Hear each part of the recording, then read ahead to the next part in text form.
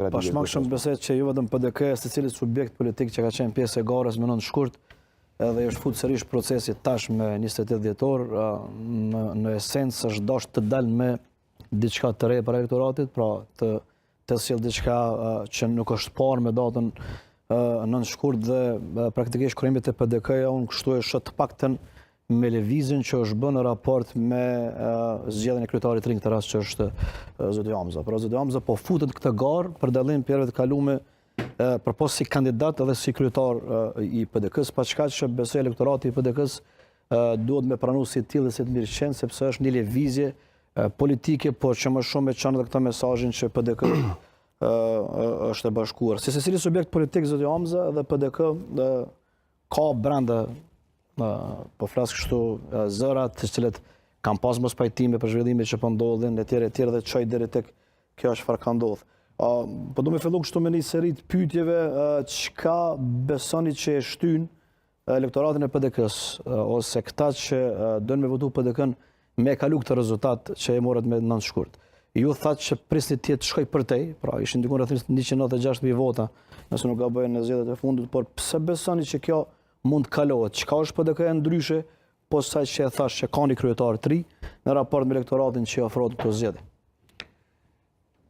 Edhe kjo ndihmon procesin që ka thënë ju zoti Roma, po edhe përbërja e listës, më të ka shumë figura, nuk do të me pa veç 10 e parë. Ka figura tepër profesionale, transishme, me kontribute, po dhe të tjerë që garojnë për herë të parë, cilët realisht kanë vlera edhe sjellin vlerë të shtune për Partinë Demokratike të Kosovës. Për te kësaj ne garojmë me një program jashtëzakonisht mirë. Me një program i cili i adreson nevojat e biznesit, nevojat e të punësorëve në sektorin privat, punësorëve në sektorin publik, çështjet e energjisë, të infrastrukturës, pensionistave të gjitha kategorive, dhe besoj që ky program është i matshëm, është i kostum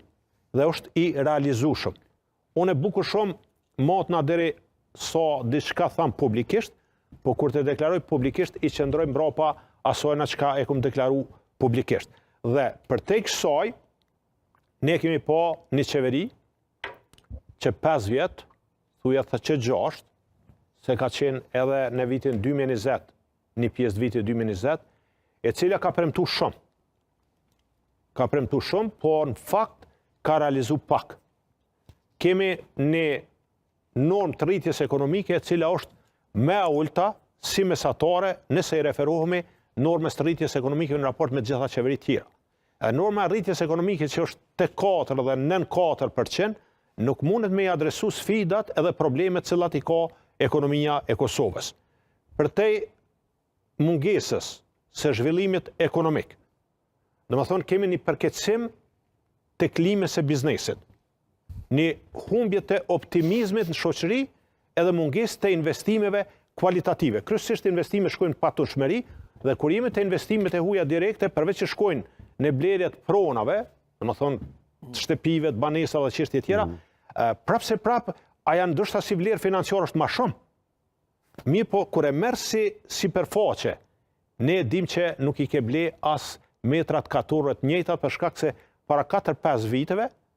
në Prishtinë e morëm rastin 1 metër katror ka kushtu 800-850, sot kushton 1600-1700 metra katror. Kemi një rritje të çmimeve, një rritje enorme të çmimeve, çmimet e shportës bazike kanë lëviz 40-50% e më shumë, çmimi i energjisë elektrike mbi 100%, që ka përkeqësuar gjendjen edhe tek bizneset, edhe vendosja e bizneseve në treg të lirë të energjisë pa i përgadit kushtet e ka ndiku edhe më shumë, edhe ka përkeqësuar afarizmin e bizneseve dhe nuk kemi ndonjë rezultat, për më tepër kemi përkeqësim të bilancit tregtar, ku realisht e ka kaluar 50% bruto produktit vendor bilancit tregtar. Nëse morëm sundimin e ranit edhe të ligjit, gjykatat, prokuroria kanë qenë të ata